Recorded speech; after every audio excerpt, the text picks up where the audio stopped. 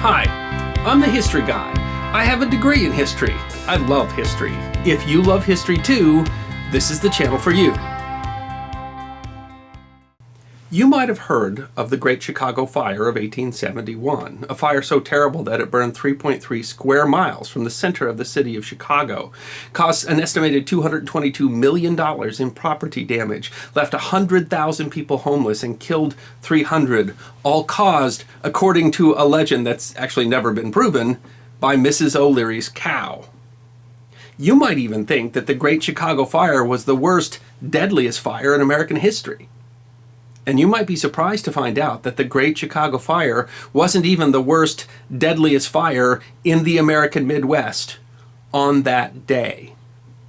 The news of the Great Chicago Fire overshadowed the news of another fire in a little town in Wisconsin called Peshtigo, just 250 miles away, that occurred on the exact same day, October 8th, 1871.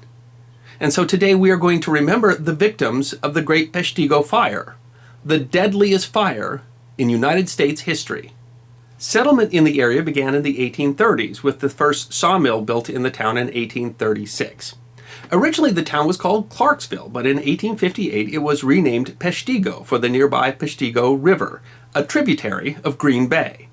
The great wealth of the area is in lumber. The area was heavily forested with white pine, and white pine is great for lumber. White pines can grow 120 to 170 feet tall. They are 6 or more feet around.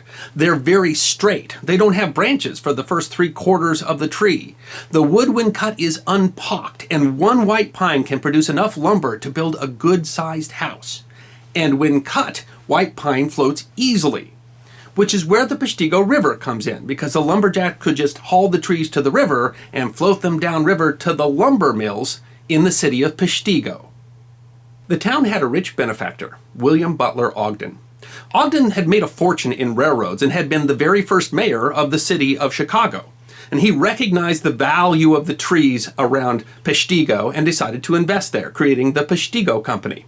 He built a lumber mill, and he also built the Ogden Woodware Company, a factory that built every sort of wooden implement from axe handles to clothespins. It was the largest factory of its kind in the country.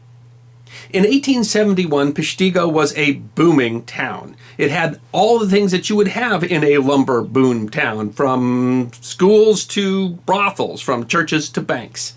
It had a population of 1,700. A good-sized metropolis for its day. Fire was always a risk in a lumber town, but in the great northern forest, it was usually quite wet, and so forest fires would burn themselves out quickly. But this was not a normal year. The forests of Wisconsin and upper peninsula of Michigan had faced a great drought in 1871. Winters there would usually produce 4 or 5 feet of snow, but the winter of 1870-71 had produced hardly any.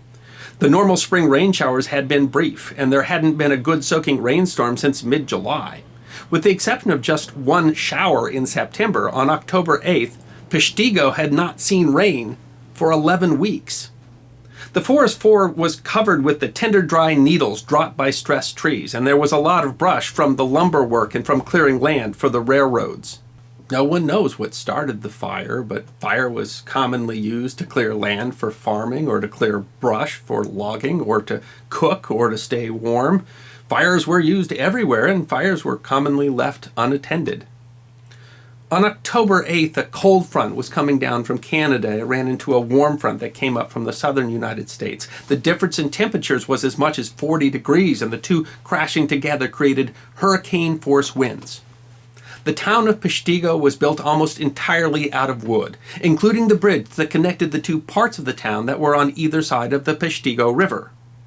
The fire moved so fast that there was no time to escape.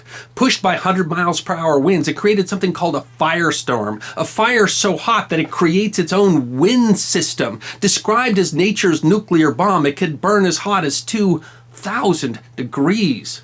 Something called a convection column rose up and created what was described as a fire tornado. People rushed to the bridge, hoping that the fire would stop at the Peshtigo River, but it jumped the river and burned both sides of the town, and then it burned the bridge covered with people. Many tried to escape by jumping into the frigid waters of the Peshtigo River, but the fire was burning so hot that you had to be underwater or you'd be burned, and so many of those drowned. Others died of hypothermia in the 40-degree water.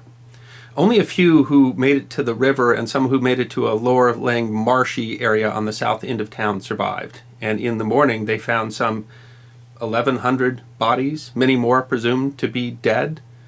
Estimates of death in the fire range as high as 2,500, but it's impossible to tell because the records in towns like Peshtigo and Brussels and a dozen other small towns that were destroyed in the fire were all destroyed, and so no one really knows how many died, many times the number that died in the fire in Chicago. Many of the bodies were burned beyond recognition. Sometimes the only way you could tell that it was human remains was because there was the melted remnants of a belt buckle or a wedding ring.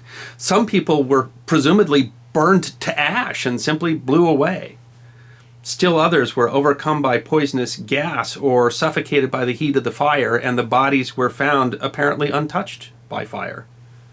350 were buried in a mass grave, unidentifiable, some simply because every person on earth who could identify them also perished in the fire.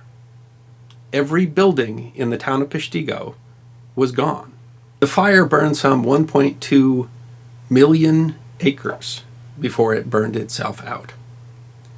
The survivors did get help from nearby communities and the state of Wisconsin, but since Peshtigo was some 2 days from the nearest telegraph, the news only slowly eked out and was overshadowed by the news of the Great Chicago Fire, a fire with far fewer casualties but more witnesses. The town of Peshtigo still survives. It was rebuilt, had about 3,800 residents as of the 2000 census. There is a museum there, just off of US Highway 41, that remembers the victims of the fire and keeps some artifacts. The mass grave of the 350 unidentified victims of the fire is adjacent to the museum. It's hard to divine some great lesson from the Peshtigo Fire, except maybe people whom history forgot deserve to be remembered. Certainly we've gotten better at fighting fires and preventing fires and disaster relief, but disasters still occur and people still die. The people of Peshtigo, who at the time were living on the edge of civilization, knew that that offered some risk, and maybe that risk seemed small to people who would take on the dangerous job of cutting and milling lumber, jobs so dangerous that people died every day. But it's not like they were fools. It's not like they were even unprepared. It's just that all the conditions for a disaster came terribly together that day. And maybe that's the great lesson, that you can't take anything in this life for granted, that the world can change in one terrible instant. I'm the History Guy. Hope you enjoyed this edition of my channel, 5 Minutes of History, short snippets of forgotten history, 5 to 10 minutes long. If you did enjoy it, then go ahead and click that like button that's on your left. If you have any questions or comments, feel free to write them in the comment section. I would be happy to respond. And if you'd like 5 minutes more of forgotten history, then click the subscribe button on your right.